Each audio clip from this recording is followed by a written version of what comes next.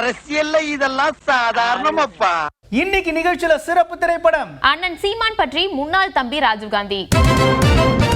நேயர்களே, நாம இன்னைக்கு பார்க்க போற திரைப்படம் ரைசிங் சன் டாக்கீஸ் பெருமையுடன் வழங்கும் தம்பிகள் முன்னேற்ற கழகம்.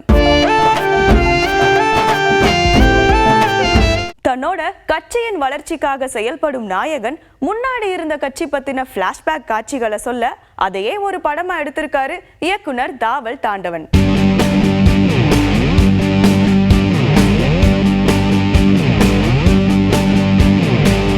அண்ணனின் சர்க்கிள்கள் பத்தி சின்னதா ஒரு நினைவலைகள் இதுதானே எடுத்து சொல்வதா ஒரு காட்சி வச்சிருக்காங்க. நீங்க அவர் சொன்ன பொய்களை மட்டும் நீங்க வருஷப்படுத்துங்க. நான் போர்க்கள காட்சியில கடல்ல போனேன்டாரு. ஆனா போனது விமானத்துல, பெங்களூர் விமானத்துல இருந்து. முத முறையா சொல்றோம், போனது பெங்களூர் விமான நிலையத்துல தான் சீமான் போனார். ஆனா போர்ல உள்ள போனேன்டாரு. இன்னொன்னு, நீங்க சீமான் மீது பேச்சு வழக்கு இருக்கு. எங்கேயாவது புலிகளுக்கு உதவினாரு, மக்களுக்கு உதவினாரு, ஏதாவது வழக்கு இருக்கா? ஏதாவது வழக்கு இருக்கா? ஒரு வழக்கு அதை செய்தவர் அண்ணன் வண்டியரசு அவர்கள் வழக்கு எதிர்கொள்றாங்க. ஒரு வழக்கு சீமானுக்கு இல்ல. இன்னொன்னு, இங்க மேடை பேச்சு வழக்குகளை காட்டி இவர் தேசிய பாதுகாப்பு சட்டம், அது யாரு வேணா பண்ணலாம். தன்னோட முழு நேர வேலை என்னவா இருக்க போகுதுன்னு பொது வெளியில பட்டனை போட்டு உடைச்சிருக்காரு நாயகன். திராவிட இயக்கத்திற்கு, திராவிட முன்னேற்ற கழகத்துக்கு வருகிற தம்பிகளோடு பேச்சுவார்த்தை நடத்தி அவரை திராவிட முன்னேற்ற கழகத்துக்கு கொண்டு வருகிற பணியை நான் செய்து கொண்டே இருப்பேன். இன்னைக்கு நாங்க சொல்றது சீமான் ஒரு பொய்யின் பின்பம். நீங்க உண்மையான மக்கள் அரசியலுக்கு திராவிட முன்னேற்ற கழகத்துக்கு வரணுங்கிற கோரிக்கையை நான் வைக்கிறோம். அந்த அடிப்படையில் தான் பல பேர் வந்தாங்க, வந்து கொண்டிருக்காங்க, இனிமேல் பல பேர் வருவாங்க. எதிர் முகாம்ல இருக்கும் கட்சிகளையும் செயல்பாடுகளையும் பார்த்து நாயகன் சின்னதா வருத்தப்படுவதா படம் முடியுது. எந்த ஒரு காட்டமான அறிக்கை எடப்பாடி கொண்டு வரல, திராவிட இயக்கங்கள் சொல்லி எடப்பாடி கொண்டு வரல. அதுக்கு மேல ஏதோ பிரஸ் மீட்ல அவர் பேச தவறுங்கிறாங்க. ஒரு காட்டமான அறிக்கையோ ஆர்ப்பாட்டமோ போராட்டத்தோ அவங்க எதையுமே சொல்லாம இருக்கிறது ரொம்ப வியப்பா இருக்கு. மேபி இருக்கலாம். ஆனா அந்த அரவணைப்பு என்பது ஆபத்தான அரவணைப்பு என்பதை எடப்பாடி அவர்கள் புரிந்து கொள்ள வேண்டும்.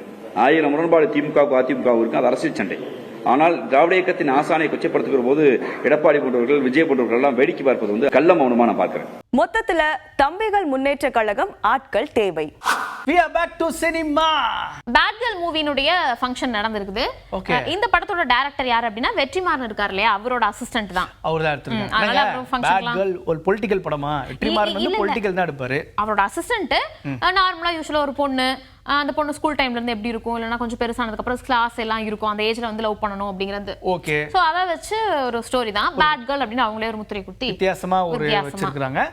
Is this a bad girl? இவ கெட்ட பொண்ணா அப்படினா I really don't have answers to that because I'm not judging her.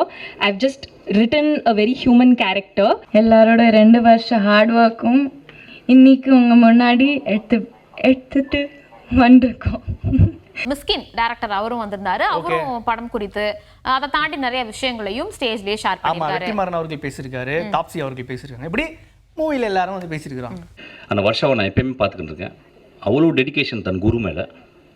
அந்த டெடிகேஷன் எப்படின்னு கேட்டால் சும்மா ஒரு 2 வருஷம் இருந்துட்டு ஒரு படத்தை கற்றுக்கணும் இல்லாமல் முழுக்க அந்த பெண் அந்த மனிதரை பார்த்து, குருவை பார்த்து நேசித்து, அவன் எப்படி சினிமா செய்கிறான், அவன் எப்படிப்பட்ட சினிமா செய்கிறான் பார்த்து செதுக்கி வளர்ந்த அந்த ஆளுமை இந்த படத்தினுடைய ட்ரைலரில் தெரியுது. Actually first and only time, no sir, you give me more films, I'll speak in Tamil.